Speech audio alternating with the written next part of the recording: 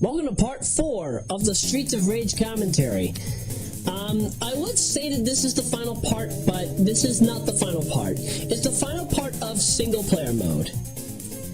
And, most brawler games have this kind of a section where you have to fight on the elevator. You can toss these guys off the side if you really wanted to.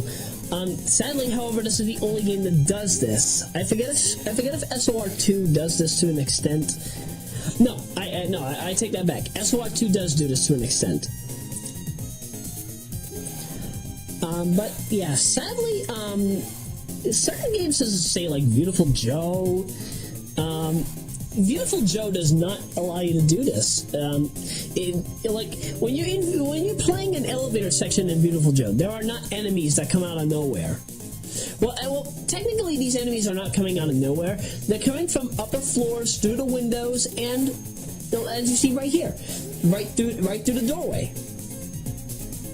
I'm assuming this is like I don't like to make assumptions, but I'm figuring that this is a window washing elevator. Again, it's really nice to look at. As you can see here, I'm trying my best to knock these Garcias up and over. Up and at 'em. I actually remember when Homer Simpson said that. Yes, up and at 'em. That was like one of the most recognizable lines that Homer had in Mugen. Because I used to play I used to watch a whole bunch of videos in Mugen, which is a Windows fighting game. You can basically have your own custom characters. I used to watch those in 08 and 09. I still do not know how the heck to add characters in there. Add characters, arenas, music. I learned a bit of how to do it from Dan, but even then, I still don't know how to do it. It's very confusing. I don't know what to say. I'm kind of lost here. Oh yeah, funny thing, when you're doing a suplex, or if you're throwing an enemy off the throwing an enemy off the bridge. Just throwing an enemy in general. You'll take absolutely no damage. You will take no damage from any hit that is directed to you while you are tossing your opponent. That's very nice. I've never seen a game where it does that. You can do a suplex and they'll fall right through the floor. Okay. Could you imagine trying to fight somebody on an elevator? You hit them at the very corner of the wall, but they fall right through the floor. Either you have very strong arms, they're transparent, or not transparent. They're a hologram, or some other kind of cryptic bullfish. Oh man. But here we are. We're at the top of this building, and now we can finally really love that. I swear, if this is not California or Los Angeles, this is absolutely New York City. New York City has a very beautiful skyline. Oh, wait.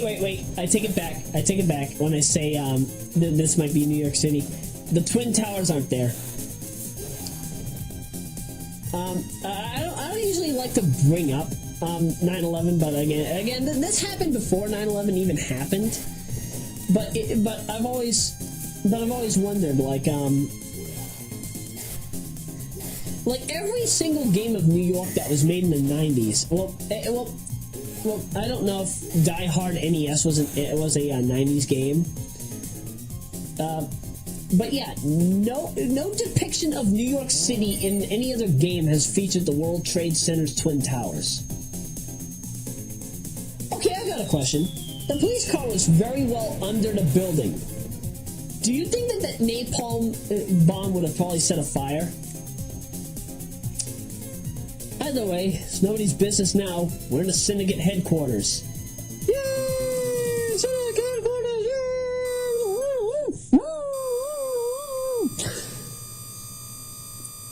I'm sorry, I'm just not in the mood for Kermit the Frog right now. but I am in the mood for Morgan Freeman. Welcome to The Last Soul, home of very classic music, very sexy and hip-hoppy. Oh, dang it. What are you laughing at? My name is Morgan Freeman. You have to keep in mind, I used to be a voice actor back in my time, so this is kind of my job to imitate certain people at times. But nevertheless, yes, The Last Soul. Really love this track, but even though, yes, this is probably my right next to the main theme, this is by far my favorite track in the game. But the remix that was done by Yuzo Koshiro, can I really even say it's a remix? An extended version, quote unquote. Yeah, the extended version on the disc of Genesis tracks that Yuzo Koshiro had done some time back.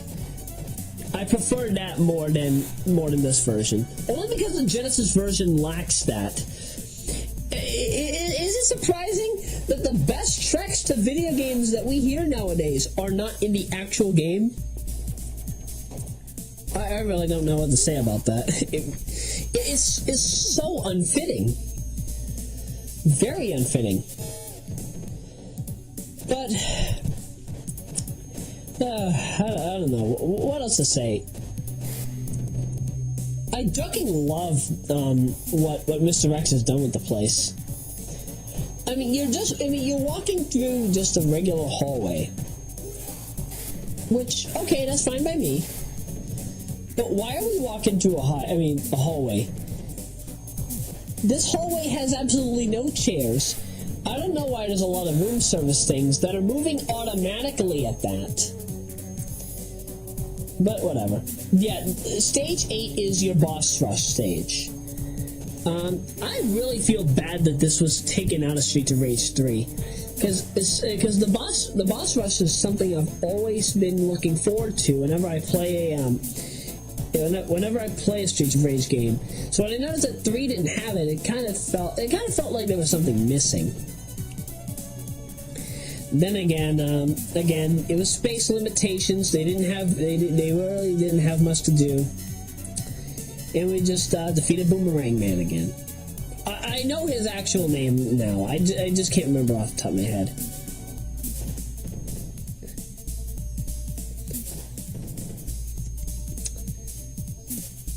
Yes, these jugglers are juggling nothing, but they have axes and things of fire in their pockets.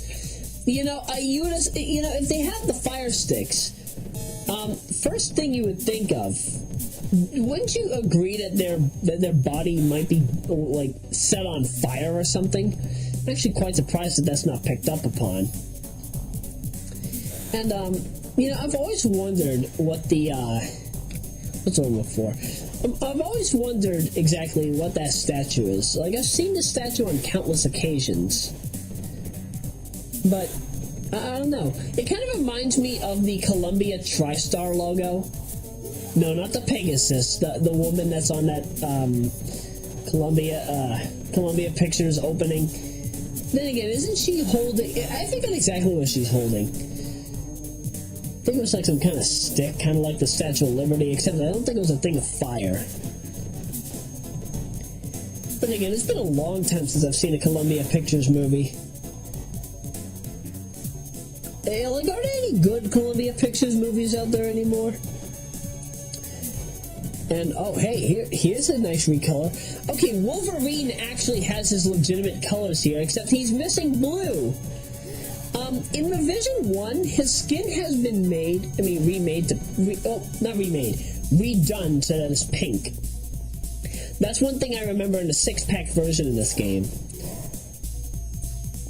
And, there we go, Wolverine's down. Down for the count. I think you have to fight 2 of them if you're playing, yeah, you have to fight 2 of them, I think, if you're playing either, the 2-player mode, or there's a special hack. There is a special hack on SOR Online called Hero Mode. Hero Mode is by far one of the best games in... I mean, not Hero Mode, one of the best games. Hero Mode is by far one of the best modes of Streets of Rage 1 to play. You basically get to play Streets of Rage 1 in single-player mode with the difficulty of 2 players hardest mode. If you can beat Hero Mode, you are you're pretty much the master of Streets of Rage by this point. Health bars are exactly the same. There won't be any enemies trying to, you know, rapid punch you to death. That's turbo mode. That's turbo mode that you're thinking of. But yeah. Again, very nice to look at, very nice to hear. Very nice to hear? What the heck would you be hearing? Actually, it would make me wonder. Like, we're fighting Silver Abedity now, or Gray Abedity. It would actually kind of scare me a little to figure out how fighting Abedity in I'm not sure. It just wouldn't feel right. Oh crap! Ugh. Yeah, I'm watching this via Virtual DJ. One thing I don't like about Virtual DJ's player, for whatever reason, it likes to glitch up on me. So, dang, I don't even know if we're fighting Big Ben right now, if we're fighting, or if we're still fighting Abedity at this point. Ugh. Yikes. This is not a good sight. Not a good sight at all. Well, I guess I could probably just, I don't know, use a Jamaican accent and listen to the music. No, never mind. I don't want to listen to that. Not right now. Not right now. Okay, I'm probably heavily desynced at this point. So, what I'm seeing is I'm seeing Adam beating the crap out of a few red and black fighters. They kind of remind me of Liu Kang's clothing, except you know, aside from probably this one moment in Shaolin Monks. Actually, no, I take that back. I've never played Shaolin Monks. Has Liu Kang ever wore a shirt in any Mortal Kombat game? That's a question I want to know. Has Liu Kang ever worn that in any Mortal Kombat game whatsoever? I'd be quite surprised, but, you know. I'm guessing Liu Kang likes to show off his sexy body. Sexy body with that good old, is it a red belt? Red belt and red line pants.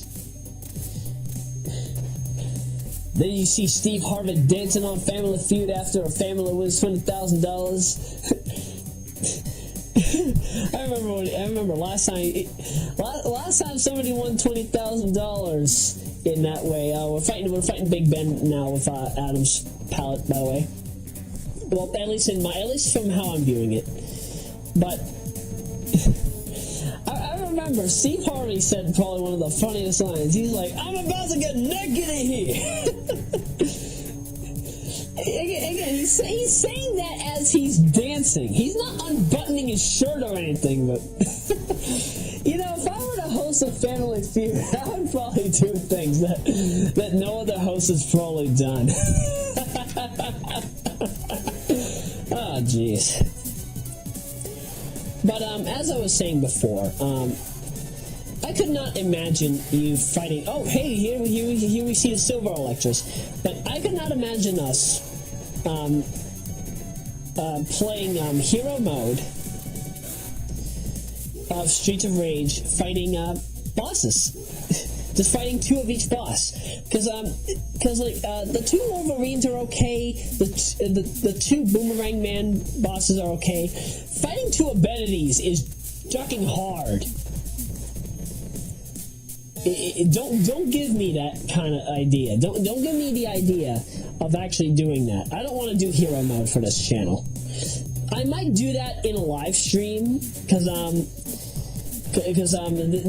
I finally decided to upgrade myself so that I can actually do other things aka upgrade my channel to do live events. Eventually, YouTube partnership will probably come as a thing, but that won't be for a while, if any.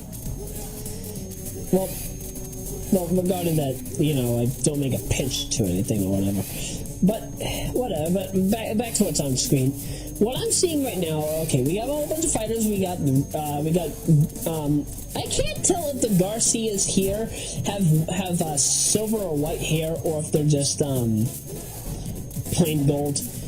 But now for the Blaze clones. This time they have red and black, or very dark red and purple, or probably purple and black.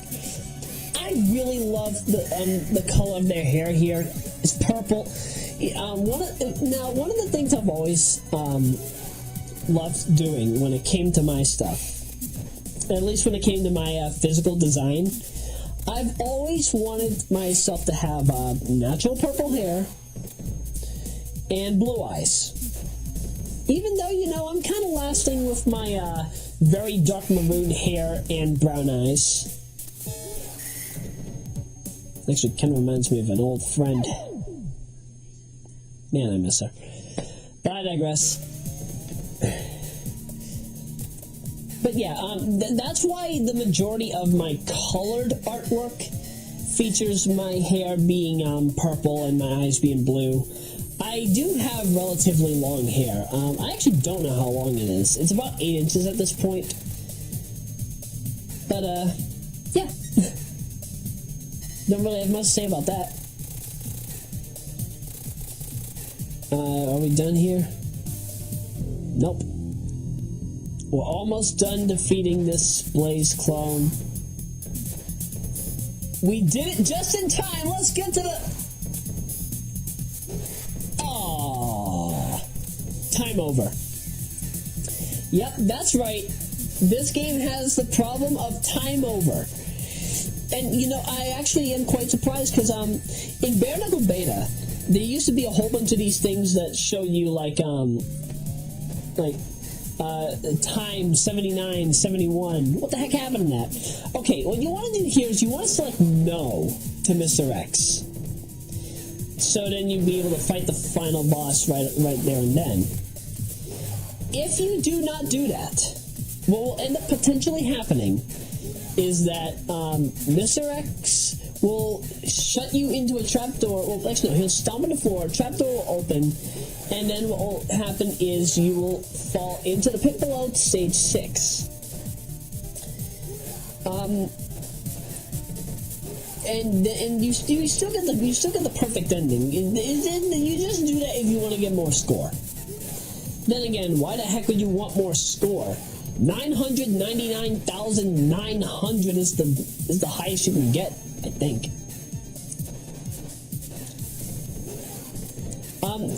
Now there's also a bad ending to this game. Now the name of the bad ending track is called "You Became the Bad Guy," and when you become the bad guy, you basically take over the syndicate. But here's one of the odd things about taking over the syndicate: you just beat the crap out of everybody. Every single part of Mr. X's syndicate has been destroyed. What would be the purpose for you running the show then? So either way, win or lose, you still win, I guess. Let's see. Mr. X has, his classic Thompson machine gun. It's actually pretty dang nice. He'll try to ram you with it. Please do not get hit by that. It does normal boss attack damage. It's not a good sight, and I really do not like it when I accidentally get hit by when I get sometimes it's bullfish. You can actually get hit by the bullets and it won't do much damage, but I don't know. I just don't know anymore. Oh yeah, funny enough, with this game, with the original Streets of Rage in particular, you can keep doing jump kicks on the bullets, and it's kind of confusing to me. how strong are these ex-cops? Because, Adam, Axel, and Blaze can all do this. They can't do it in Streets of Rage 2 and later. But they can pretty much bust bullets. That doesn't feel right to me. Excuse me, I don't know. I didn't have any ginger ale today, did I? But it's just nice to look at. And we defeated Mr. X.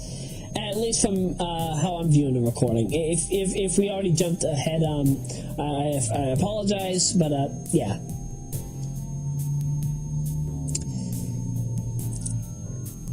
And so the game is over. Game is over. You get 90,000 points for whatever amount of chances you have left, and that's pretty much it. Man, that is loud. That is strenuously loud. So I'd recommend at the end, just mute your TV. But this ending track that's coming up, well, it might already be playing. I think it's called My Little Baby or something. It's quite nice to listen to. You can mix it up with Whitney Houston's I Want to Dance with Somebody. I think that was Whitney Houston.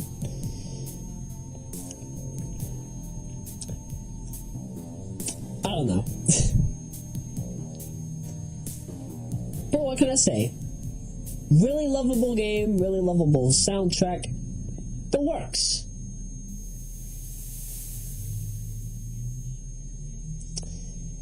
Everything just works right in the end, I guess.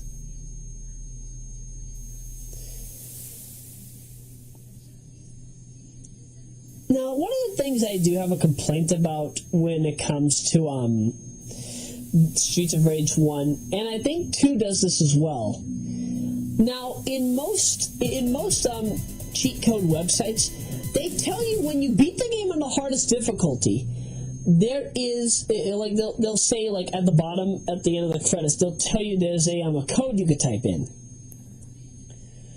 order to, access the, what's what I'm looking for?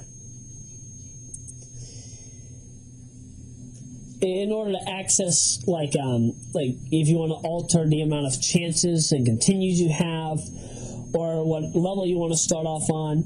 I also heard that you could also play the easiest difficulty and mania difficulties. Now, I did this for Streets of Rage 2, but I have not been able to do this for Streets of Rage 1. They say during the credits you're supposed to be able to see a thing, like there's supposed to be a message telling you the code, and I cannot. I just beat the game on the hardest difficulty. Where is that message? I don't know. I don't know this game anymore. I said I don't know this game anymore. It makes no sense. Now let me get my pipe. You know, one of those old corncob pipes that people used to smoke out of? You know, one thing I've always wanted to do is go to a joke shop. And, like in the joke shop ones, it's an exploding one, or, bubbles up. I actually, to be quite honest, never get yourself any of those exploding cigars if you're going into a joke shop. They're just the worst. Many people, I am sure, if you are a big NCIS or CSI fan, I think it was on CSI or CSI New York. So somebody just bought one of those random exploding cigars that you see at the joke shop. Apparently somebody turned it into a real bomb in that episode. That kind of made me flip my fish. That's actually kind of one of the reasons why I don't like going to joke shops, because you never know if those things have been tampered with. However, you can trust Jack's Joke Shop, exit 14 off Route 495, I think. Or is it 195? Stewie mentioned it. But whatever. Just stick to the X-ray glasses. Actually, I'm actually kind of curious. Do the X-ray glasses actually work? I wonder if X-ray glasses really do work. Like if you could see through clothing, but then again, why would you want to have X-ray glasses? Because you won't be seeing the skin. You'll be seeing the inside of you'll be seeing the inside of people's body. You'll be seeing their bones and the veins and all that other crazy stuff that you see in the little machines.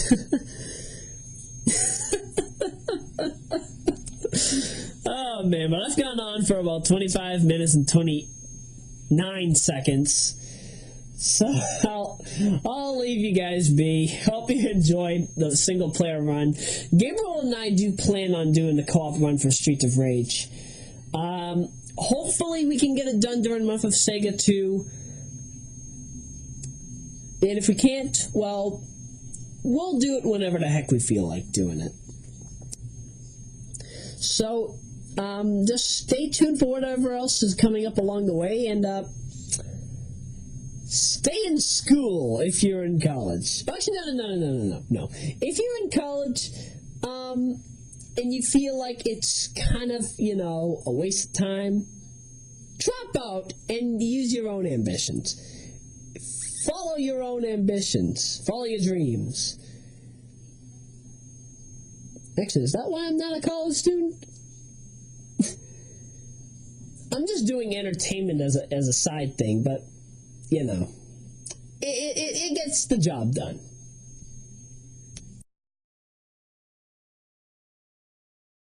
This portion of Royameadow has been brought to you by Caitlin Rastellini, the greatest Royameadow Generation 2 Eternal Broski who ever existed.